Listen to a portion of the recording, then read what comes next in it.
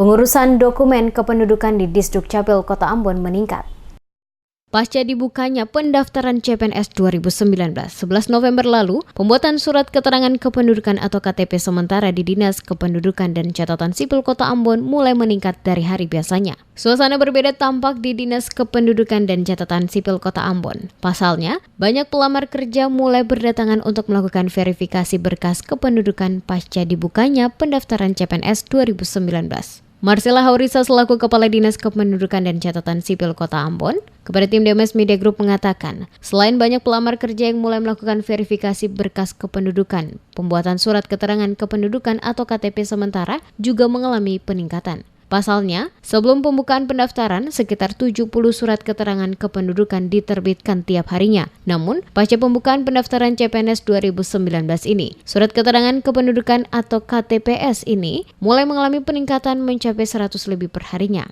Ya, yang jelas untuk penerimaan CPNS tahun ini memang frekuensinya tidak terlalu banyak seperti tahun yang kemarin. Nah, mungkin karena hampir sebagian sudah punya KTP.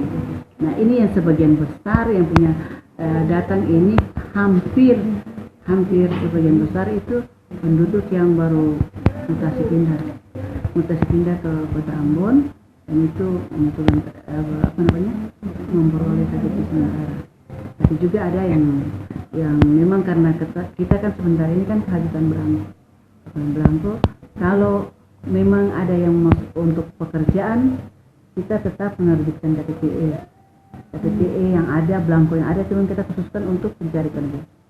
Meski demikian, ia mengaku hal ini masih dalam batas wajar. Berbeda dengan pendaftaran CPNS sebelumnya, yang dengan terpaksa harus membuka layanan di kantor dinas tersebut hingga larut malam, saking banyaknya pelamar kerja yang ingin melakukan verifikasi berkas kependudukan dan pembuatan KTP. Ia juga menghimbau kepada seluruh warga Kota Ambon baik yang akan melakukan pendaftaran CPNS 2019 maupun yang ingin melakukan pengurusan lainnya, tidak perlu khawatir dengan ketersediaan belangko di Disdukcapil, lantaran surat keterangan kependudukan atau KTP sementara yang dikeluarkan sifat dan fungsinya sama dengan KTP elektronik.